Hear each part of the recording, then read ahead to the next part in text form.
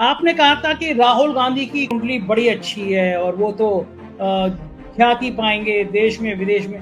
बेचारा कुलीगिरी कर रहा है। आपने अच्छी बात कही, कुली के कपड़े पहन रहा है, कुली का बिल्ला लगा रहा है, अटैची से उठा रहा है कि राहुल गांधी महात्मा गांधी के दूसरे अवतार की तरह से हैं और उन्हीं पद चिन्हों पर आगे देश को आगे लेके जाएंगे, देश को जोड़ने का काम करेंगे जैसा महात्मा गांधी ने किया। ये सब बेकार की बातें हैं, संघ के द्वारा फैलाई गई कि पाकिस्तान बना दिया। उस समय की जो परिस्थिति रही होंगी, जो उचित लगा, उस समय के नेता आज के उनके पैरों की चप्पलों के बराबर भी नहीं है आज के नेता। और देखिए कंपैरिजन दिखा रहा, महात्मा गांधी की कुंडली और राहुल गांधी की कुंडली एक ही है। महात्मा गांधी की कुंडली में जो है दया करुणा का भी योग है, वो राहुल गांधी की कुंडली में, क्योंकि उसका सूर्य जो है वहां, मैंने पिछली बार भी कहा था। महात्मा गांधी ने कहा कि मैं अपना सरनेम देता हूं, तो मोदी जी और सारी भाजपा और सारी आरएसएस सुन ले, वो महात्मा गांधी का दिया हुआ सरनेम था और हिंदू वैदिक रीत से शादी हुई थी, इसीलिए गांधी परिवार उन्होंने अपनी मर्जी से बेचारों ने नहीं लगाया है। वो गांधी सरनेम उनको महात्मा गांधी ने स्वयं दिया था। तो आप देखिए महात्मा गांधी एक धोती में रहा करते थे, और वही चीज आप राहुल गांधी में देखिए कि राहुल गांधी एक टी शर्ट में पूरी भयंकर सर्दी में, जब लोग दो दो स्वेटर पहन रहे थे, उसने पूरी भारत जोड़ो यात्रा एक टी शर्ट में काटी है। तो ये उसके अंदर तपोबल है। तो इसका मतलब है, मैं ये देखता हूं कि क्या महात्मा गांधी का दूसरा अवतार राहुल गांधी के रूप में हुआ है। आप देखो इसरो के वैज्ञानिक चंद्रयान को लॉन्चिंग के बाद में भगवान को धन्यवाद देने के लिए मंदिर में गए थे, बाकायदा फोटो आई थी उनके इसरो के चेयरमैन की। इसी तरह जब ये कैलकुलेशन कर रहे हैं कि 14:32 पर चंद्रयान लॉन्च किया जाएगा, ये 32 मिनट 2 मिनट किसने निकाला? वो तो 3 बजे कर सकते थे, 2:30 बजे कर सकते, 2 बजे करते, 2:30 बजे करते, 3 बजे करते। हाँ, तो वो पूरा मुहूर्त का उन्होंने उसमें कैलकुलेशन, मुहूर्त शास्त्र जो है वो ज्योतिष का एक अंग है, तो इसीलिए वो पूरा उन्होंने गणना करी और ये इनके सामने रिजल्ट भी आए हैं। देशवासी इसका चिंतन करें कि कौन सा ऐसा नेता है उनके पास आज जो इतना करेज और इतना स्टेमिना रखता हो, जो चल पाएगा। नमस्कार, मैं हूं संजय शर्मा। आप देख रहे हैं 4 PM न्यूज नेटवर्क। संडे को आते हैं राजीव जी, लेकिन इस बार उनको पूना एक अनुष्ठान में जाना था, तो ये शो आप शनिवार को देख रहे हैं संडे की जगह। मेरे कुछ मित्र मुझसे नाराज हैं। वो कहते हैं कि आप इस तरह ज्योतिष को लाके थोड़ा अंधविश्वास फैला रहे हो। हालांकि मैं हमेशा कहता हूं कि आपको अगर ज्योतिष शास्त्र में रुचि हो तो आप इस शो को देखिए, ज्योतिष शास्त्र में रुचि नहीं हो तो बिल्कुल मत देखिए। मैं अपना व्यक्तिगत बताता हूं कि मुझे ज्योतिष में रुचि भी है। मैं मानता हूं कि मेरी जन्मपत्री की धारणाएं कई साल पहले जो बताई गई थी वो सही हुई। तो इसलिए मैंने जब ये इंटरव्यू किया तो राजीव जी से सवाल किया, भाई मेरे कुछ मित्र जो हैं वो नाराज रहे हैं कि मैं ज्योतिष पे क्यों बात कर रहा हूं। तो आज राजीव जी ने इस विषय पे जो बातें की हैं वो उन सब मित्रों को जवाब मिल जाएगा जो कह रहे हैं कि ज्योतिष शास्त्र पे क्यों बात की जाती है। देखिए, एक लाइन लेना ना, एक कट्टर होना, चाहे इस तरफ या उस तरफ, मैं उसको कभी उचित नहीं मानता। आप ये मान लो कि भाई पूजा करना बेकार है, ज्योतिष बेकार है, ये आपकी धारणा हो सकती है, लेकिन दुनिया भर से मेरा मेल बॉक्स दिन भर में लंदन, अमेरिका, ऑस्ट्रेलिया, यानी कहां से राजीव जी का नंबर। तो पूरी दुनिया अगर ज्योतिष में मान रही है, मेरे पास हजारों लोग ऐसे फोन आ चुके, मेल आ चुके जो राजीव जी का नंबर चाहते हैं। मतलब इसका मतलब ज्योतिष का एक विषय चर्चा का है। और सुप्रीम कोर्ट ने, राजीव जी ने मुझसे बताया कि सुप्रीम कोर्ट में गया ये मामला, जब ज्योतिष को अध्ययन के रूप में शामिल किया गया तो सुप्रीम कोर्ट ने कहा कि यह भी एक स्टडी है, जारी रखना चाहिए। उत्तर प्रदेश में मैं रहता हूं, लखनऊ विश्वविद्यालय में, बनारस विश्वविद्यालय में बाकायदा ज्योतिष पढ़ाई जाती है। और ऐसा नहीं है भाजपा की सरकार में आ गई, सपा में, बसपा में वो क्लासेस चलती रही। इसका मतलब ज्योतिष। और फिर राजीव जी ने मुझसे कि बातचीत में एक बात ये भी सामने आई कि चंद्रयान गया, इसरो के वैज्ञानिक ने 2:42 समय क्यों निकाला, 12:43 यार ये 42-43 जो निकाल रहे हैं ये क्या चीज होती है? इसरो के वैज्ञानिक मंदिर क्यों गए? तो देखिए, आपकी धारणा है, अब आस्तिक हो या नास्तिक हो, हम दूसरे की भावनाओं का सम्मान करना चाहिए। हो सकता है आपको ज्योतिष में रुचि ना हो, एक आध मित्र मेरे भड़क जाते हैं, अरे क्या ये बातें होती है ज्योतिष, तो हो सकता है आपको ना हो, लेकिन देश के लाखों करोड़ों लोग ज्योतिष पे यकीन करते हैं। और इस बार तो राजीव जी ने कमाल कर दिया। राहुल गांधी के बारे में जो कहा वो अकल्पनीय है। और राहुल गांधी को लेकर इस बार राजीव जी ने जो बातें कही हैं वो अकल्पनीय है, सोचा नहीं था मैंने कभी। इस बार उन्होंने राहुल गांधी की और महात्मा गांधी की जन्म पत्री दिखाई और बताया कि राहुल गांधी ने किस तरह शरीर को साधा है, किस तरह अपनी प्राण प्रतिष्ठा की है, किस तरह उन्होंने अपने कर्म अच्छे किए हैं। वास्तव में एक बहुत अच्छी बातें राजीव जी ने कही हैं इस इशू में। मैं उम्मीद करूंगा कि आप ये पूरा इंटरव्यू जरूर सुनेंगे। और एक अनुरोध आपसे करता हूं, मैं अपने हक के साथ करता हूं। हम लोग गोदी मीडिया नहीं है, हम सरकारों से कोई अनुदान लेने में भरोसा नहीं करते हैं। आपसे मदद जरूर चाहते हैं। इस वीडियो के नीचे एक ज्वाइन बटन है, सब्सक्राइब बटन है, तो हमारे चैनल को सब्सक्राइब और ज्वाइन जरूर कीजिएगा। मुझे कमेंट में करके बताइएगा, लिख के बताइएगा कि आपने ज्वाइन कर लिया। मेल आईडी है मेरे नीचे, अगर आप मुझे मेल करेंगे अपना नाम, अपना पूरा पता, अपना फोन नंबर, क्या करते हैं आप और आपने ज्वाइन किया है या सब्सक्राइब किया, ये डिटेल मुझे भेजेंगे, मैं बड़ा आभारी हूँ। मैं एक परिवार बनाना चाहता हूँ यूट्यूब का। मैं चाहता हूं कि मैं जैसे ही समय मिले उन सब लोगों से कनेक्ट करूं जिन्होंने सब्सक्राइब किया, जिन्होंने ज्वाइन किया। तो मेरे को इस मेल आईडी पे अपने बारे में डिटेल जरूर लिख के रखिएगा, हम एक परिवार की तरह जुड़ेंगे। तो चलते हैं फिर, मैं आपका ज्यादा समय खराब नहीं करूंगा। राजीव जी के पास जो राहुल गांधी के बारे में एक जबरदस्त खुलासा कर रहे हैं, चलिए देखते हैं क्या बातचीत है। स्वागत है राजीव नारायण जी, आपने तो बिल्कुल कमाल कर दिया है, भारत में नहीं दुनिया भर में। मेरे मेल बॉक्स भर गए हैं, मेल खोलता हूं ऊपर से नीचे तक राजीव जी का नंबर दे दीजिए, राजीव जी का नंबर दे दीजिए। मेरे ऑफिस की घंटी अगर दिन में 100 बार बज रही है तो उसमें 70 बार राजीव जी का नंबर दे दीजिए। और जादू आपने ऐसा किया, पिछली बार मेरे चैनल पे आपने कहा कि भारतीय जनता पार्टी के सहयोगी दल ही छोड़ देंगे साथ, अचानक AIADMK अलग हो गई, चंद्रबाबू नायडू ने पहले मना कर दिया। आपने कहा कि ये जो विशेष सत्र बुलाया जा रहा है ये उल्टा गले में पड़ेगा, और महिला आरक्षण बिल वाकई में उल्टा गले में पड़ गया भारतीय जनता पार्टी। आपने कहा कि ये जो नया सदन है इसकी पूजा पाठ या जो उपासना जो शुरुआत हुई है वो बहुत अशुभ हुई है, इसमें विवाद होंगे, और एक गाली गलौज दानिश हरी जी के साथ रमेश बिदूरी ने कर दी। मैं खुद हैरान हूं, मुझे तो मैंने मजे मजे में आपसे बात करता था, लेकिन मुझे उम्मीद नहीं थी कि ये ज्योतिष शास्त्र ऐसा भी होता होगा, कि कैलकुलेशन ऐसी भी होती होंगी कि नया सत्र शुरू हो रहा है, नए सत्र में आप बात कर रहे हैं। आपने सोचा कि जब लोकसभा अध्यक्ष बैठेगा वो गणना शुरू हो गई, उससे जन्म पत्री बताई और आपने भविष्य बता दिया। लेकिन राजीव जी एक बात बताऊं मैं आपको, मेरे को दोस्त भी और कुछ सेकुलर लोग भी वो मेरी आलोचना भी करते हैं कि तुम जो है अंधविश्वास को बढ़ा रहे हो। राजीव जी को बुला के, एक तरफ जहां राजीव जी की ख्याति दुनिया भर में फैल रही है, अब मुझे पता नहीं आपके पास दुनिया में के लोग पूछते होंगे नहीं पूछते होंगे, लेकिन मेरे पास तो मेल आती हैं। तो एक तरफ तो लोग कह रहे हैं कि भाई तुम जो हो लोग मुझसे नंबर मांग रहे हैं, दूसरी तरफ लोग कह रहे हैं कि अंधविश्वास को बढ़ावा दे रहे हो। क्या सीन चल रहा है? दुनिया भर में ख्याति वाती हो रही है या मेरे ही पास मेल आ रहे हैं? क्या सीन है? क्या नहीं, बिल्कुल। देखिए, दुनिया भर में लोग, ऐसा है कि मैंने देखा लोग भावुक हो जाते हैं मेरे से बात करने में। और पूरी दुनिया से मैं अब जैसे मैं पहले जिंदगी कभी विदेश नहीं गया हूं, फर्स्ट टाइम मैं अभी अब्रॉड जा रहा हूं ऑस्ट्रेलिया, और वहां पर जाकर के मेरे ऑलरेडी हर सिटी में 10-10 15-15 लोग क्लाइंट्स बन चुके हैं। इसी तरह कनाडा में मैं बता नहीं सकता 25-30-40 लोगों के कॉल आ चुके हैं। मतलब मैंने जब टोटल किया था 21 से 22 देशों से मुझे कॉल आए हैं अभी, और अभी लगातार सिलसिला रुक नहीं रहा है। और लोग कह रहे हैं कि भाई हम इतनी ज्योतिष की एक्यूरेसी पर और कैलकुलेशन पे इतने हैरान है, ये चमत्कार हो रहा है। और इसमें सारा का सारा क्रेडिट आपको जाता है कि आपने मुझे एक प्लेटफॉर्म दिया अपनी बात कहने का। जहां तक ये बात है कि एक कंट्रोवर्सी और होती है, देखिए एक बात भाई, मैं अपना भी कंफ्यूजन दूर कर लूं। ये जो ऑस्ट्रेलिया, लंदन, आप जो भी देशों से आप बता रहे हैं ये कॉल आ रही हैं, तो इन्होंने क्या किसी और प्लेटफॉर्म पे देखा या 4 PM पे देखकर इन्होंने उनकी कॉल आई? नहीं, वो सबके 100% सब लोगों ने कहा कि हमने 4 PM का प्रोग्राम हम देखते हैं।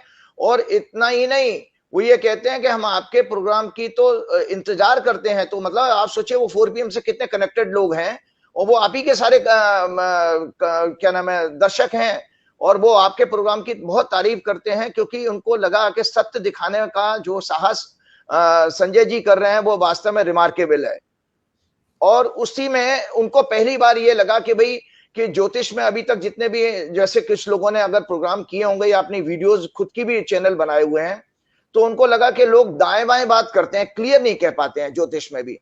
आपको ज्योतिष की जो पहचान जो लोगों ने खराब की वो इसीलिए कि जो लोग शौक से घुसे, इसीलिए अटैक करने का मौका मिल जाता। कुछ लोगों को अटैक करने का ज्योतिष में मौका मिल रहा है, लेकिन आपका चैनल पूरी तरह वर्ल्ड वाइड देखा जा रहा है। वाह, क्या बात है, प्रभु की इच्छा, कृपा प्रभु की। लेकिन ये बताइए, जो मुझ पे आरोप लगा रहे हैं कि मैं आपको बैठा के अविश्वास फैला रहा हूँ, ज्योतिष कुछ नहीं होता, और तरह तरह के शो भी हो जा रहे हैं इस बात पे कि मैं भ्रम फैला रहा हूँ, लोग लिख रहे हैं सोशल साइट पे कि संजय शर्मा भ्रम फैला रहे हैं। तो ये ज्योतिष की ऐसा तो नहीं है मैं ही गलती कर रहा हूँ, मैं ही भ्रम फैला रहा हूँ, ज्योतिष कुछ नहीं हो? नहीं, देखिए, सबसे पहली बात है, मुझे दुख ये होता है, पहली बात तो चलो आप हिंदू रिचुअल्स को मत मानो। तिलक लगाना, पीले कपड़े पहनना, पूजा पाठ करना आप मत मानो। वेद को थोड़ी छोड़ दोगे आप। मैंने आपके शुरू के प्रोग्राम में ही पहले ही कहा था कि वेद जो है, पहली सबसे पहली ह्यूमन मैनकाइंड की नॉलेज वेद है, जो 4 ऋषियों को ब्रह्मा ने उनके अंतःकरण में दिए, ज्ञान के रूप में आए। और वेदों का जो विस्तार हुआ है, मैं आपको बताऊं, वेदों का 3 स्टेप्स में विस्तार हुआ है। पहला है ब्राह्मण ग्रंथ, दूसरा है आरण्यक, तीसरा है उपनिषद। और उपनिषद का जो सार है, जो एक्सेक्ट है, वो आपका जो है गीता को माना गया है। तो ब्राह्मण ग्रंथ में मंत्रों की व्याख्या है, और आरण्यक, अरण्य कहते हैं जंगल को। तो जंगल में जो ऋषि जब गए तो वहां पर प्रकृति के साथ रहकर उनको और ज्यादा कंसंट्रेशन मिलने के कारण ज्ञान मिला। तो आरण्यक ग्रंथ में, इसीलिए आपको पता नहीं, जो सही मायने में हमारे देश में जो ऋषि हैं वो शेड्यूल ट्राइब्स हैं, क्योंकि वो जंगल में रहते हैं। इसीलिए जंगल में देखिए वो लोग पेड़ पौधों की और वृक्षों की पूजा करते हैं, उनके कुल लोकल देवता होते हैं। और उपनिषद में बेसिकली फिलॉसफी आती है हमारी वेदों की, जिसमें जीव जगत और परमात्मा की बात करी गई है। तो वेदों के 6 लिंब कहे गए हैं, 6 अंग कहे गए हैं: शिक्षा, कल्प, निरुक्त, व्याकरण, छंद और ज्योतिष।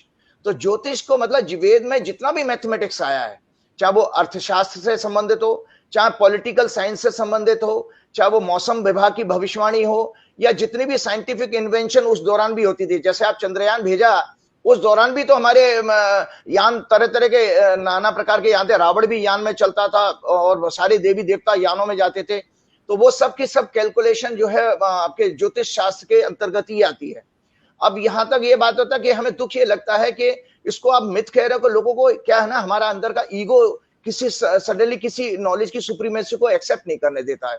मैंने अगर डॉक्टरी कर ली, मैंने इंजीनियरिंग कर ली, मैं पत्रकार बन गया, मैं चार्टर्ड अकाउंटेंट बन गया, मैं एमबीए बन गया, तो मुझे लगा मैं खुदा हो गया, मैं 24 घंटे 365 दिन लगातार सक्सेस मिल सकती है मुझे।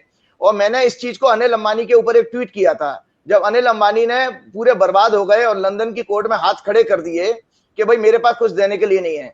तो मैंने एक ट्वीट किया था कि अगर अनिल अंबानी के पास करोड़ों रुपए की पैकेज वाले आईआईटी के इंजीनियर्स भी होंगे और आईआईएम के एमबीए होंगे, बड़े बड़े चार्टर्ड अकाउंटेंट रहे होंगे, इकोनॉमिस्ट रहे होंगे, फिर अनिल अंबानी 45,000 करोड़ के कर्जों में क्यों चले गए?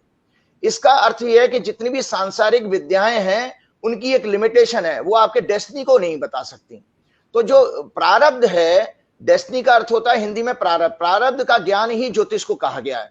क्योंकि जो ब्रह्मांड में जो भी कुछ घट रहा है वो बिना कारण के नहीं हो रहा है। आपके पृथ्वी में अगर आपके कल पंडाल में वहां पूना में आग लग गई और वहां पर नड्डा जी और फडणवीस गए थे वो गणेश जी का पंडाल, तो ऐसे ही नहीं हो गया। उसकी घटना तो मैं बार बार आप लोगों को चैनल पे कह रहा हूं कि 6 सितंबर से बीजेपी के लिए मृत्यु तुल्य कष्ट है। तो ये घटनाएं लगातार घट रही हैं।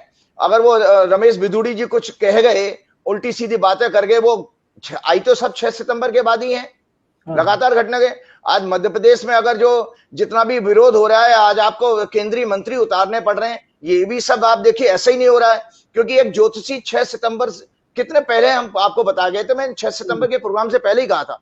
तो लगातार आप देख रहे हैं कि वो कैलकुलेशन थी, कोई तुक्का नहीं था। भाई तुक्का होता तो इसका मतलब है हमको ये मानना चाहिए कि जीवन की जो भी हमारी गणना है, क्योंकि इसीलिए ज्योतिष का संस्कृत का नाम जो है काल गणना कहा गया है। काल कहते हैं समय को, हम अक्सर डे टू डे भाषा में यूज करते हैं प्रातः काल, सायंकाल। तो काल का अर्थ होता है समय।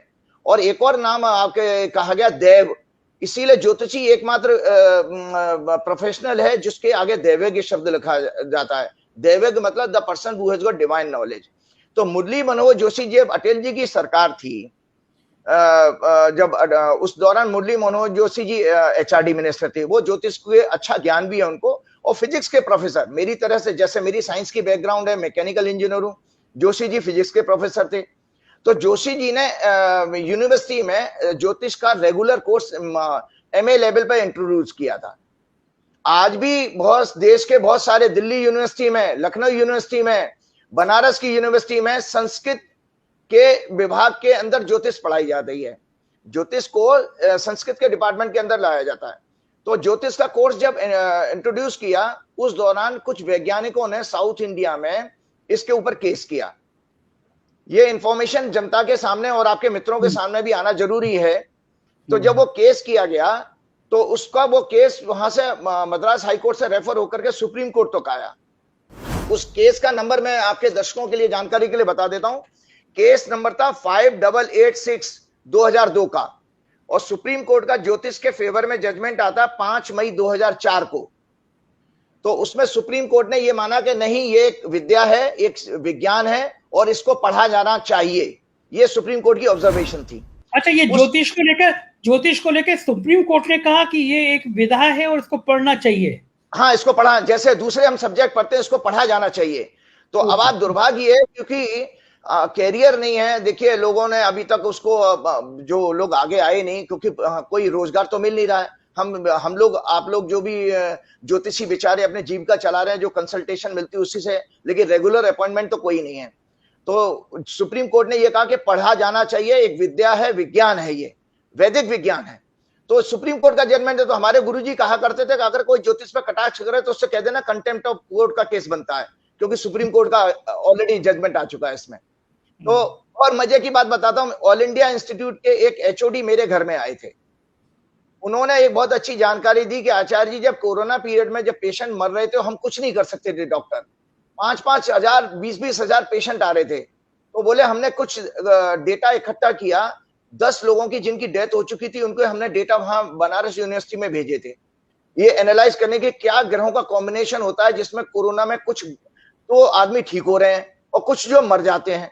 बनारस यूनिवर्सिटी में ज्योतिष शास्त्र के विभाग में भेजा था। हाँ, विभाग में भेजा था कि भाई इसको आप आकलन करके बताइए कि इन ग्रहों के कारण मृत्यु हो जाती है पेशेंट की और कोई लोग बच जाते हैं। मतलब डॉक्टर खुद उस मिस्ट्री को रिजॉल्व नहीं कर पा रहे थे। भाई डॉक्टर तो ट्रीटमेंट, आप देखो, अगर मेडिकल साइंस की माने तो वो तो एक तरह का ट्रीटमेंट दे रही है, फिर आदमी को सबको ठीक हो जाना चाहिए था, नहीं हुए सब लोग ठीक। इसी तरह से हमारे जीवन में देखिए, अब आप बहुत सारे लोग, अगर आप विज्ञान की बात माने, जो मॉडर्न विज्ञान जिसको आपको थोड़ा पैम्पर कर दिया हम सब लोगों को, ये आप बताइए कि किसी की गारंटी ले सकता है कि भाई अपनी मर्जी का बच्चा पैदा कर लो, आप अपने मर्जी के सेक्स का बच्चा पैदा कर लो और अपनी मर्जी की आप जो है शादी कर लो और वो शादी चल जाए, आपकी सक्सेसफुल मैरिज लाइफ हो जाए? नहीं, इन सारी मिस्ट्रीज को कौन रिजॉल्व करते? केवल और केवल ज्योतिष। तो इसलिए मैंने वो आपका केस दिखा दिया। और मेडिकल साइंस की हम आपको बताता हूं, मैंने आपके ही के चैनल पर ये पुस्तक दिखाई थी, ये मेडिकल एस्ट्रोलॉजी की किताब है। और डॉक्टर MBBS डॉक्टर ने, जो स्पाइन एंड इंजरी सेंटर है आपका वसंत कुंज में, उस हॉस्पिटल में डॉक्टर थे, डॉक्टर KS चरक, उनकी ये किताब लिखी हुई है। तो बीमारी के लिए आने वाले टाइम में इसी तरह से बच्चे पैदा होंगे नहीं होंगे, ये प्लैनेट्स एंड चिल्ड्रन, ये किताब है कि किन ग्रहों के प्रभाव में आपके बच्चे पैदा होते हैं। इसी तरह से अनिल अंबानी वाला जो केस बताया था मैंने, उद्योगपतियों के ये इतने हजारों करोड़ के NP हो गए, कर्जा लेके बैठ जाते हैं और कर्जा चुका नहीं पाते हैं। तो ये ups and down in career, जब आपके कैरियर में उतार चढ़ाव आता है, कभी आप फेलियर हो जाते हो, कभी सक्सेस हो जाती है, तो ये भी बताती है कि आपकी मॉडर्न नॉलेज की लिमिटेशन है, ये आपके 24 घंटे और 365 दिन सक्सेस को इंश्योर नहीं कर सकती है। एक और इंटरेस्टिंग किताब दिखाता हूं, ये एक MBBS गायनेकोलॉजिस्ट ने लिखी है, जो गर्भाधान के ऊपर है। ऊपर करिए, थोड़ा ऊपर करिए, किताब का नाम नहीं दिख रहा। हाँ, गर्भाधान के ऊपर करिए। हाँ, क्या नाम क्या है इसका? अच्छा, अधाना कुंडली। अच्छा, ओके, ये भी डॉक्टर ने लिखी है? डॉक्टर माया गुप्ता। ये भी डॉक्टर है, डॉक्टर माया गुप्ता लिखे। तो ये उन्होंने लिखी है। अब आप बताइए, साइंस के स्टूडेंट, मैं इंजीनियर हूं, मेरे जैसे स्टूडेंट प्लस ये MBBS डॉक्टर, ये लोग जो है किताबें लिख रहे हैं। और इंटरेस्टिंग चीज बताता हूं, हम लोगों ने हार्ट डिजीज के ऊपर, आज को लकीली आज मेरे ख्याल से शायद आज ही के दिन है, वर्ल्ड हार्ट डे, वो है क्या नाम है, हार्ट डे है आज। तो उसमें हम लोगों ने हार्ट डिजीज के ऊपर एक वर्कशॉप की थी। यशोदा हॉस्पिटल गाजियाबाद में है, उसके चेयरमैन हमारे यहाँ आए थे। 6 घंटे की वर्कशॉप थी, पूरा पीपीटी प्रोग्राम में उन्होंने कार्डियोलॉजी समझाई, और लास्ट में जानते हो क्या बोलते हैं वो खुद बोल के गए थे, astrologers are far far superior than doctors.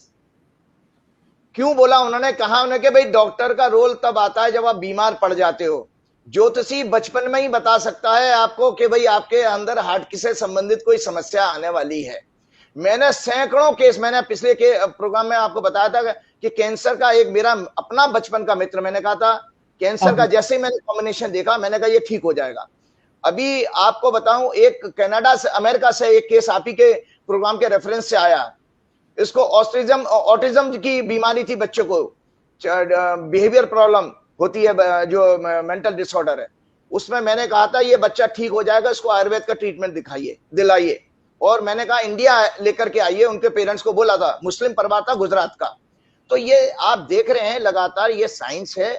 दुर्भाग्य है चूंकि पढ़ाया नहीं जाता तो इसलिए मिसकंसेप्शन ज्यादा आ गया हमारे अंदर। नहीं, मेरे को भी लगता है जब आपने बताया सुप्रीम कोर्ट में है, लखनऊ विश्वविद्यालय में पढ़ाया जा रहा है, बनारस विश्वविद्यालय में पढ़ाया जा रहा है, तो और ऐसा नहीं है कि भारतीय जनता पार्टी ने लागू कर दिया तो उत्तर प्रदेश में सरकार नहीं थी, मुलायम सिंह की सरकार भी थी, मायावती की सरकार भी थी, तब भी अगर विश्वविद्यालयों में पढ़ाया जा रहा है तो ज्योतिष एक विषय तो है ही है। अच्छा, ये बताइए मुझे कि ये जो इसरो के वैज्ञानिक हैं जिन्होंने चंद्रयान भेजा, ये जो 11:43, 12:02, 3 मिनट, ये खेल क्या है? क्या ये भी ज्योतिष मानते हैं इतने बड़े वैज्ञानिक? बिल्कुल 100% मानते हैं। देखिए ये जो पाखंड है वो हमारे उत्तर भारत में ज्यादा है। आप ये दक्षिण भारत के लोग बहुत रिचुअल्स में भी बहुत परफेक्ट हैं, उनका संस्कृत का उच्चारण भी बहुत अच्छा है, और वो भगवान को भी मानते हैं। आप देखो इसरो के वैज्ञानिक चंद्रयान को लॉन्चिंग के बाद में भगवान को धन्यवाद देने के लिए मंदिर में गए थे, बाकायदा फोटो आई थी उनके इसरो के चेयरमैन की। इसी तरह जब ये कैलकुलेशन कर रहे हैं कि 14:32 पर चंद्रयान लॉन्च किया जाएगा, ये 32 मिनट 2 मिनट किसने निकाला? वो तो 3 बजे कर सकते थे, 2:30 बजे कर सकते थे, 2 बजे करते, 2:30 बजे करते, 3 बजे करते हैं। हाँ, तो वो पूरा मुहूर्त का उन्होंने उसमें कैलकुलेशन, मुहूर्त शास्त्र जो है वो ज्योतिष का एक अंग है, तो इसीलिए वो पूरा उन्होंने गणना करी और ये इनके सामने रिजल्ट भी आए हैं उनके। तो ये वैज्ञानिक मानते हैं, दबी जमान रहा है। एक और आपको बताता हूँ, ये सो कॉल्ड जो स्यूडो लोग हैं, हिपोक्रेट, उन लोगों को एक चीज जानना चाहिए। एडिसन ने लगभग 200 या 2000 एक्सपेरिमेंट के बाद बल्ब का इजाद किया था, तो वो अगर वो साइंस उसकी इतनी परफेक्ट थी तो वो उसको इमीडिएट सक्सेस क्यों नहीं मिली थी? इसका मतलब है सक्सेस एंड फेलियर हमारे काल के अनुसार आती है। हमारे अंदर टैलेंट है, लेकिन वो टैलेंट हमेशा रिजल्ट नहीं देता। एक अच्छा स्टूडेंट पूरा साल भर तैयारी करता है, 3 घंटे के पेपर में वो लिखने जाता है, और 3 घंटे में उसका कोई अगर ग्रह दशा खराब आ गई या माइंड का कुछ बिगड़ गया तो उसकी वो परफॉर्मेंस गिर जाती है। तो जीवन में ऐसे नाना प्रकार के हम एग्जाम्पल देखते हैं। और जहां तक आपके मित्रों की बात है, जो लोगों, उनको निराश होने की जरूरत नहीं है। जिंदगी में याद रखिएगा, मेरी आपकी, जैसे आपने मेरे से पूछा, मेरी आपकी सबकी एक डेस्टिनी है जिसको प्रारब्ध कहते हैं, और उसके अनुसार हमको जो मिलेगा, उससे ज्यादा भी नहीं मिलेगा, उससे कम भी नहीं मिलेगा। तो उस समय किसी को कोई जेलस होने की जरूरत नहीं है। और ये हम सब अपने अपने कर्माज लिखवा के लाए हैं। हमारे आने का समय अलग है और दुनिया का सबका जाने का समय भी अलग अलग होगा। तो और आपको बता दूं, कर्मा सिद्धांत का छोटा सा 1 मिनट और लेता हूं। कर्मा सिद्धांत का नियम है, जो हमारे, जो मैंने कहा भी था कि हमारी जो भारतीय संस्कृति है वो पुनर्जन्म के सिद्धांत के ऊपर आधारित है। इसमें यह कहा गया, इसीलिए आप देखिए कि एक ही परिवार में एक ही माँ बाप के बच्चे अलग अलग कैरियर में जाते हैं। अब माँ बाप एक ही हैं, एक ही तरह के रिसोर्सेज हैं, एक ही तरह की फंडिंग कर रहे हैं, लेकिन अलग अलग कैरियर क्यों मिला? इंटरेस्टिंग चीज और आपको बताता हूं। एक कानपुर से एक केस आया था आप ही के प्रोग्राम के रेफरेंस से। जुड़वा बच्चे हैं, एक बेटा तो जो है मेंटली रिटार्डेड है और 2014 का जन्म है, और बेटी जो है क्या नाम है, पढ़ने में बिल्कुल ठीक है, जुड़वा बच्चे में।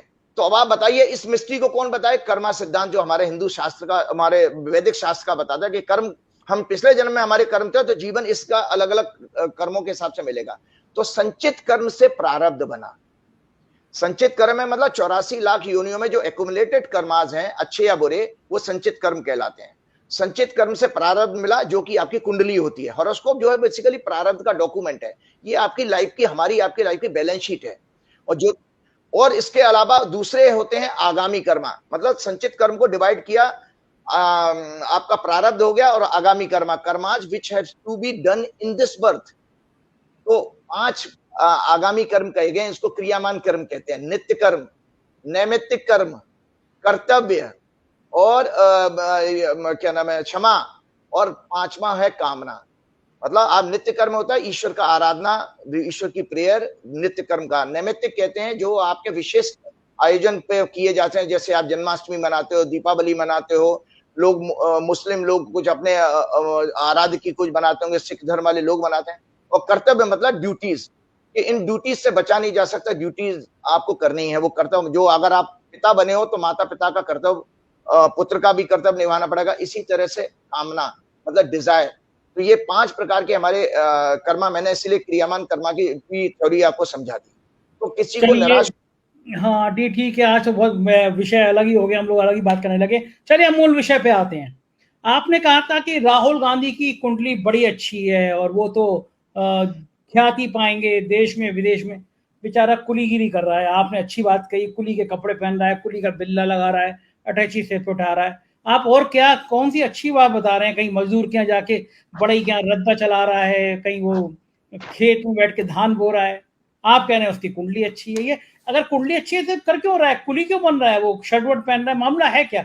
राहुल गांधी का फ्यूचर है क्या? मतलब लोग मुझसे बड़ा राहुल गांधी को लेके आजकल बड़े सवाल होते हैं मेरा। आप मेल पे भी आएंगे ना कि राहुल के बारे में पूछिए, राहुल के बारे में पूछिए, है क्या एक्चुअल में क्या राजीव जी राहुल? देखिए मैंने आपको, जैसे आपके प्रोग्राम में ही राहुल गांधी के ऊपर प्रोग्राम हम किया था, हम लोगों ने 19 जून 1970 का जन्म है राहुल गांधी का, दोपहर के 2:28 का जन्म है। कुंडली भी मैंने आप दर्शकों को दिखाई है, ये वाली कुंडली है राहुल गांधी की, ठीक है। तुला लगन की कुंडली है, बृहस्पति लगन में बैठे हैं राहुल की, इस समय राहु में बृहस्पति की दशा चल रही है। एक और चौंकाने वाला, राहुल गांधी ऐसे क्यों है, वो कहता है ना पिक्चर ने, मैं ऐसा क्यों हूं, एक गाना आया था शायद कोई, ऐसा क्यों? हाँ, तो इसी तरह एक कुंडली और दिखाने जा रहा हूं कि राहुल, मैंने आपके प्रोग्राम में कहा था कि राहुल गांधी दूसरा महात्मा है, ऋषि है। तो आप ये मान के चलिए, आप एक सेंसेशनल हेडिंग ले सकते हैं कि क्या राहुल गांधी दूसरे वर्तमान के महात्मा गांधी हैं? क्योंकि महात्मा गांधी का 2 अक्टूबर को जन्म आ रहा है, आज 29 तारीख है, 2 दिन बाद महात्मा गांधी का 75वां जन्मदिन है। 75 साल के हो जाते हैं, मतलब 75 हो गए इनकी डेथ को। महात्मा गांधी का जन्म 2 अक्टूबर 1869 को हुआ था। ये देखिए दर्शक देख सकते हैं, और देखिए कंपैरिजन दिखा रहा, महात्मा गांधी की कुंडली और राहुल गांधी की कुंडली एक ही है। अच्छा, हाँ, महात्मा गांधी की कुंडली और राहुल गांधी की कुंडली एक ही है, और वही सेम प्रभाव है। बृहस्पति राहुल गांधी के लगन में है, महात्मा गांधी के 7वें भाव में है, वो लगन को ही दृष्टि दे रहे हैं। तो बृहस्पति जो है बेसिकली मॉरल, दया, करुणा, विवेक, बुद्धि, इसका कारक है। ऐसा व्यक्ति देवता तो है, तब तो वो उसको ब्रह्मांड के सबसे शुभ ग्रह का आशीर्वाद मिल रहा है। इसके अलावा महात्मा गांधी की कुंडली में आपको बताता हूं कि महात्मा गांधी की कुंडली में जो है दया करुणा का भी योग है, वो राहुल गांधी की कुंडली में, क्योंकि उसका सूर्य जो है वहां, मैंने पिछली बार भी कहा था। और योग शास्त्र के अनुसार 10 महाव्रत कहे गए हैं हमारे योग शास्त्र में, जिसमें वो कहते हैं ना, यम, अष्टांग योग होता है, यम, नियम, आसन, प्राणायाम, प्रत्याहार, धारणा, ध्यान, समाधि, 4 स्टेप, 8 स्टेप चलोगे तब आपको भगवान मिलते हैं, मतलब भगवान से कनेक्शन हो पाएगा। तो 10 महाव्रत इसलिए मैं बता रहा हूं, गांधी जी से जुड़ा हुआ, और इसलिए बता रहा हूं, G20 के मीटिंग में, जब G20 का समिट हुआ था, तो सारे दुनिया के राष्ट्राध्यक्ष, मैंने अखबार में पढ़ा था, 3 घंटे महात्मा गांधी की समाधि पर रहे हैं। तो ऐसा क्या उस व्यक्ति के अंदर था जो आज विश्व के मॉडर्न, उनकी मृत्यु के बाद में पूरी दुनिया के राष्ट्राध्यक्ष वहां पर 3 घंटे रहे हैं? क्यों रहे हैं? क्योंकि धर्म का पूरा पालन करने वाला वो व्यक्ति था, जिसने सत्य, अहिंसा, भेदभाव, जातिवाद सबके ऊपर उन्होंने छोड़ा। और ये हमने बार बार आपको बताया कि सत्य, अहिंसा, ये सब धर्म के लक्षण कहे गए हैं। 10 महाव्रत हैं, जिसमें यम है अहिंसा, सत्य, अस्तेय मतलब चोरी ना करना, ब्रह्मचर्य, अपरिग्रह मतलब अपनी आवश्यकता से अधिक ना जोड़ना, एकुमुलेशन ना करना, और नियम कहे गए हैं शौच मतलब प्यूरिफिकेशन, संतोष, स्वाध्याय, तप और ईश्वर के आगे समर्पण। तो जो महात्मा गांधी के अंदर जो गुण थे, वो राहुल गांधी के अंदर भी गुण है। राहुल गांधी के व्यक्तित्व में आप देखिए, आपने देखा कि ड्रास्टिक चेंज आया है। राहुल गांधी की कुंडली में जब चेंज आया, राहुल गांधी ने पिछले वर्ष 7 सितंबर 2022 को भारत जोड़ो यात्रा की थी। उस समय राहुल गांधी की कुंडली में राहु में बुध की महादशा चल रही थी। राहुल गांधी की कुंडली में राहु जो है वो 5वें घर में बैठा है, इसको ट्राइन कहते हैं ज्योतिष की भाषा में, त्रिकोण में। और बुध जो है राहुल गांधी की कुंडली में 9वें घर का स्वामी है, 9th लॉर्ड है। उस दशा में उसने जो यात्रा की, इतना ट्रेमेंडस, हम कल्पना से परे है कि आदमी कोई इतने हजारों किलोमीटर चल सकता है। देशवासी इसका चिंतन करें कि कौन सा ऐसा नेता है उनके पास आज जो इतना करेज और इतना स्टेमिना रखता हो, जो चल पाएगा। उसको जो लव अफेक्शन मिला, उससे पर्सनैलिटी और उसकी ज्यादा रिफाइन हो गई। हालांकि राहुल गांधी ने जो अपनी पर्सनैलिटी को मेडिटेशन के थ्रू बहुत चेंज किया है। हम पहले, आज से 15-10 साल पहले राहुल गांधी को अलग देखते, बच्चा था। और एक मैं बताता हूँ, मुझे बड़ी एक इन लोगों से बड़ी दया है इस परिवार के साथ में। मैं भी छोटा ही था, मैं नया नया दिल्ली आया था जब राजीव गांधी की हत्या हुई थी। तो मैं राहुल गांधी को अपने पिताजी की डेड बॉडी के पास उनके घर में लाइन लगा के त्रिमूर्ति भवन में गया था। तो राहुल प्रियंका को मैंने अपनी माँ से चिपके हुए देखा था, छोटे छोटे चेहरे, फादर की डेड बॉडी रखी थी। और इतना मतलब ये हम लोग, ये दुष्ट लोग हैं, इनको पता नहीं है। हमारे मोदी जी सदन में खड़े होकर राहुल गांधी के परिवार के ऊपर, राहुल गांधी के सरनेम के ऊपर कटाक्ष करते हैं। दर्शकों को, दुनिया के लोगों को एक सत्य बताने जा रहा हूं, क्योंकि नेहरू डायनेस्टी की किताब मैंने दिखाई। इंदिरा गांधी का जन्म, वो जो शादी है 26 मार्च 1942 को हुई थी। शादी हिंदू रीत से की गई थी, पति कोई भी जाति का हो। नेहरू जी नहीं चाहते थे, लेकिन कंप्रोमाइज कराया, फिर मामला सेटल कराया महात्मा गांधी ने। महात्मा गांधी ने कहा कि मैं अपना सरनेम देता हूं। तो मोदी जी और सारी भाजपा और सारी आरएसएस सुन ले, वो महात्मा गांधी का दिया हुआ सरनेम था और हिंदू वैदिक रीत से शादी हुई थी। इसीलिए गांधी परिवार, उन्होंने अपनी मर्जी से विचारों ने नहीं लगाया। वो गांधी सरनेम उनको महात्मा गांधी ने स्वयं दिया था, 26 मार्च 1942। इसी तरह से राजीव गांधी की जब शादी हुई थी 1968 में, तो वो भी, वहां पर भी सोनिया गांधी जो है विदेश से संबंध रखती थी। उनकी भी शादी वैदिक रीत से हुई है, और उस समय कन्यादान हरवंश राय बच्चन ने किया, अमिताभ बच्चन के पिताजी ने। ये सब ऑन रिकॉर्ड है। तो इसलिए मतलब बकवास बातें करना ये लोग बंद करें, जो देश को भ्रमित करने का काम कर रहे हैं। ये परिवार बड़ा धर्म संस्कृति से जुड़ा हुआ परिवार है। ये उसी किताब में लिखा था, नेहरू डायनेस्टी में इंदिरा गांधी 3 बजे उठ करके प्रेयर किया करती थी, पूजा पाठ करती थी, इतनी धार्मिक थी व्यक्तिगत। वो परिवार कभी दिखावा नहीं करता है। रुद्राक्ष की माला पहनी रहती थी इंदिरा गांधी, हमेशा रुद्राक्ष पहनती थी। ये लोग दिखावा करने वाले, वो पाखंड नहीं है। आपको पता है कि ये परिवार बड़ा धार्मिक। देखिए, अब मोदी जी कहते हैं मैं चाय वाले का, वैसे तो चाय उन्होंने कभी बेची नहीं ना, उनके पिताजी का चाय का काम था, उनका काम था मसाले का काम। मोदी सर ने बेसिकली पंसारियों के लिए जो व्यापार में मसाले वगैरह का काम करते, उनसे टाइटल निकल के आया। इनका घर का काम जो है नमक की चक्की थी, ऐसा गुजरात के लोग बताते हैं। और वो कहते हैं कि मैं गरीब परिवार का बेटा हूं। क्या राहुल गांधी ने कभी कहा कि मेरी परनानी जो है एक आटा चक्की चलाने वाले की बेटी थी? मैंने आपके प्रोग्राम में बताया था ना कि वो कौल परिवार की चांदनी चौक में आटा चक्की थी। मोतीलाल नेहरू का कितना बड़ा खानदान, राजा जैसा खानदान, वो साधारण। तो ये भी तो कह सकते हैं कि हम साधारण परिवार से हैं। तो ये सब चीजें, तो राहुल गांधी के अंदर हमने ये देखा, जो महात्मा गांधी के अंदर दो सिमिलरिटी और बताता हूं, जो दया, करुणा, सत्य, अहिंसा वाली बात। इसीलिए राहुल गांधी वही प्रेम मोहब्बत की बात कर रहे हैं जो गांधी जी किया करते थे। इसी तरह से संजय जी आप देखिए कि जो महात्मा गांधी के अंदर स्टेमिना था, वो राहुल गांधी के अंदर भी वही स्टेमिना है। जवाहरलाल नेहरू तो बाकी चीजें करते हैं, लेकिन जितनी भी पद यात्राएं करी हैं महात्मा गांधी ने करी हैं उस जमाने में। देखिए, और एक और बात बताता हूं, तपोबल की बात। तपोबल ये कहते हैं कि मैं अपनी इंद्रियों से इतना ऊपर उठ जाऊं कि मुझे सर्दी गर्मी का एहसास ही ना हो, उसको तप कहते हैं शास्त्रों में। तो आप देखिए, महात्मा गांधी एक धोती में रहा करते थे, और वही चीज आप राहुल गांधी में देखिए कि राहुल गांधी एक टी शर्ट में पूरी भयंकर सर्दी में, जब लोग 2-2 स्वेटर पहन रहे थे, उसने पूरी भारत जोड़ो यात्रा एक टी शर्ट में काटी है। तो ये उसके अंदर तपोबल है। तो इसका मतलब है, मैं ये देखता हूं कि क्या महात्मा गांधी का दूसरा अवतार राहुल गांधी के रूप में हुआ है? और उस दोनों की कुंडली सिमिलर, दोनों की तुला लगन की कुंडली है। बृहस्पति का प्रभाव दोनों के 9वें घर और 5वें घर दया करुणा वाले होते हैं। ये जो मोरल और एथिक्स के घर हैं वो 5वें घर माने गए हैं। इंसान का, मनुष्य का सबसे सुंदर समय जो वो माना जाता है जब उसके त्रिकोण जागृत होते हैं, मतलब ट्राइंस हॉरोस्कोप के जागृत होते हैं। तो आपके दर्शकों के लिए मैं बता देता हूं कि बहुत जबरदस्त ये जो है एक भविष्यवाणी है कि राहुल गांधी महात्मा गांधी के दूसरे अवतार की तरह से हैं और उन्हीं पद चिन्हों पर आगे देश को आगे लेके जाएंगे, देश को जोड़ने का काम करेंगे जैसा महात्मा गांधी ने किया। ये सब बेकार की बातें हैं, संघ के द्वारा फैलाई गई कि पाकिस्तान बना दिया। उस समय की जो परिस्थिति रही होंगी, जो उचित लगा, उस समय के नेता आज के उनके पैरों की चप्पलों के बराबर भी नहीं है। आज के नेता, उस समय की जो लीडरशिप, पॉलिटिकल लीडरशिप होती थी, सच्चे देशभक्त और भयंकर ज्ञानी, विदेशों से पढ़े हुए लोग। आज के नेताओं का तो आप स्तर आप समझ सकते हो, गाली गुप्तार कर रहे हैं सदन में, उनको सड़क छाप भाषा बोल रहे हैं।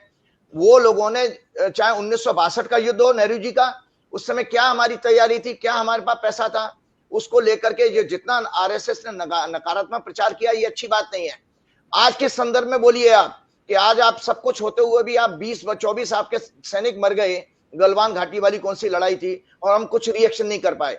तो ये 1962 फलान ठिकाना इतिहास में जो लोग घुस जाते हैं। राजीव जी, ये जो आप राजीव जी जो राहुल की आप जन्म पत्री की बात कर रहे हैं, तो आपको लगता है कि जिस तरह महात्मा गांधी को आज पूरी दुनिया सम्मान करती है, अगर घरे की बात है, तो राहुल गांधी की जो आइडियोलॉजी है उसको विदेश में रिकॉग्निशन मिलेगा? हालांकि जब राहुल विदेश में जाते हैं तो मैं देखता हूं कि विदेशी मीडिया राहुल को कहीं ज्यादा महत्व देती है, राहुल की बातें सुनती है, यूनिवर्सिटी में बुलाया जाता है राहुल को। क्या ये भी इन्हीं स्टार्स की वजह से है कि राहुल का विदेशों में भी प्रभाव बढ़ता चला जा रहा है? बिल्कुल, मैं आपको बता रहा हूं कि राहुल गांधी की कुंडली में महात्मा गांधी से भी एक प्लस अच्छा कॉम्बिनेशन है, महात्मा गांधी से भी प्लस है। शनि और बृहस्पति अगर एक साथ हो किसी की कुंडली में, किसी भी कुंडली में, 100 करोड़ लोगों की कुंडली में, मेरी कुंडली में भी है, मेरी स्वयं की कुंडली में भी है, तो इसीलिए मैं फिलोसफिकल हूं। अपने सारे भाई बहनों, पूरी 7 जनरेशन में कोई इस तरह की धर्मशास्त्र की बातें नहीं करता था। तो वो कॉम्बिनेशन राहुल गांधी की कुंडली में है। उसके लगन में बृहस्पति और 7 में घर में शनि है। इसीलिए राहुल गांधी सच्चे मायने में, जो उसने कहा था ना किसी प्रोग्राम विदेश में, कहा था कि मैंने उपनिषद पढ़े हैं, गीता पढ़े हैं, एग्जैक्टली उन्होंने उनकी हॉरोस्कोप में एक फिलॉसफी का कॉम्बिनेशन है जो हमारे हिंदी में दर्शन शास्त्र कहा जाता है।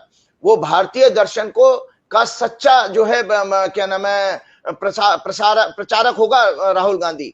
और आपको पता है इस पूरे विश्व में इसमें हाहाकार मचा हुआ। यूक्रेन का युद्ध 1.5 साल से ऊपर हो गया, चल रहा है, लेकिन सारे धर्मों के ऊपर क्वेश्चन मार्क लग गया। क्रिश्चियनिटी जो कन्फेक्शन और दया करुणा की बात करती है वो भी फेल हो गई, उनके पोप जो है रिजॉल्व नहीं कर पा रहे हैं। तो विश्व को आज की डेट में प्रेम, मोहब्बत और इन सभी चीजों की जरूरत है जो राहुल गांधी की आइडियोलॉजी अब बनती जा रही है। तो आज राहुल गांधी के रूप में विश्व एक नए लीडर को पहचानेगा, ना कि मोदी जी को। तो आने वाले समय में लोग देखेंगे उनकी समाधि पे भी कोई जाएगा कि नहीं जाएगा पता नहीं, जब भी उनको इस दुनिया से जाएंगे। ईश्वर लंबी उम्र दे उनको। राजीव जी, एक चीज और, आपने एक बात बड़ी महत्वपूर्ण कही कि ये जो ग्रह होते हैं इनकी वजह से व्यक्ति शरीर को साधता है।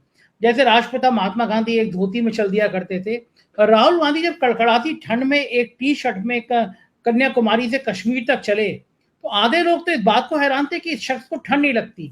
उत्तर प्रदेश के डिप्टी सीएम है, मेरे मित्र हैं ब्रजेश पाठक जी, उन्होंने तो बाकायदा, ये हेल्थ मिनिस्टर भी हैं चूंकि, तो उन्होंने तो ये कहा कि हम एक रिसर्च करा रहे हैं कि व्यक्ति को ठंड क्यों नहीं लगती। तो ये जो शरीर को साधने वाली बात होती है ये भी ग्रहों का नक्षत्र होता है, क्योंकि हम लोग तो कड़कड़ाती ठंड में कई स्वेटर पहनते थे, राहुल गांधी टी शर्ट में करते थे। शरीर को साधना भी कोई ग्रह होती है, इसमें शरीर को साधा जाता है? जी बिल्कुल बिल्कुल बिल्कुल। इसमें ऐसा होता है कि ये हमारी साधना से जोड़ा गया है। जो हमने कहा यम नियम की बात, जैसे जब धारणा और ध्यान और समाधि, ये 4 चीजें हैं। चित्त जो होता है, मन, बुद्धि और अहंकार से चित्त बनता है, कॉन्शियसनेस इसको कहते हैं। जब हमारे प्रत्याहार कहते हैं इंद्रियों पे कंट्रोल, और धारणा होता है कि जब हम अपना फोकस बनाते हैं मेडिटेशन के लिए, धारणा है, और ध्यान को मेडिटेशन कहा गया है। तो चित्त जो है हमारा कंट्रोल होता है प्रत्याहार, धारणा और ध्यान से। तो राहुल गांधी ने, जो लोग जो आपके विपक्ष के संबित पात्रा, वो गौरव भाटिया कौन है, वो मजाक उड़ाया करते थे, विदेश जाते रहते, राहुल गांधी ने पहाड़ों में मोदी जी की तरह दिखावे वाला ध्यान नहीं किया, मेडिटेशन। उन्होंने ध्यान करके अपनी अपनी पर्सनैलिटी को इस लेवल पे लेके गए कि उनको सेंसरी प्लेजर और सफरिंग पता ही नहीं लगती है। ये जो सर्दी लगना वगैरह ये सेंसरी प्लेजर कहा गया है। और भगवान कृष्ण ने गीता के बारे में अध्याय में कहा भी है कि मेरे जो भक्त सबसे ज्यादा प्रिय है उसको भगवान कृष्ण कहते हैं समय शत्रु च मित्रे च तथा मान अपमानेयो शीतेष्ण सुख दुखेशु सम संग विवर्जित है। हे अर्जुन, जो शत्रु और मित्रों में समान रहता हो, जो सर्दी गर्मी में भी समान रहता हो, ऐसा भक्त जो है, और निंदा और प्रशंसा में भी समान रहता हो, ऐसा भक्त मुझे प्रिय है। तो अब आप बताइए, वो राहुल गांधी तो सच्चे भक्त बन चुके हैं, चाहे वो रिचुअल वाला काम करें या ना करें। और इसके मैं एक और चीज बताता हूं आपको कि भगवान ने गीता के 16वें अध्याय में देवताओं के गुण कहे गए हैं।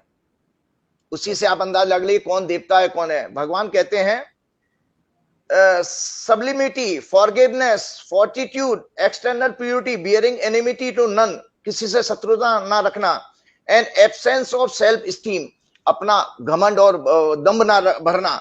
दीज आर, हे Arjun, these are the marks of a devata. ये देवताओं के गुण हैं। और इसके विपरीत जिनके अंदर आसुरी संपत्ति गई है, घमंड, अभिमान, झूठ बोलना, असत्य बोलना, कठोरता, जिद्दीपन और अज्ञानता, ये राक्षसों के गुण गए हैं। ये गीता, भगवत गीता के 16वें अध्याय का 3रा और 4था श्लोक है।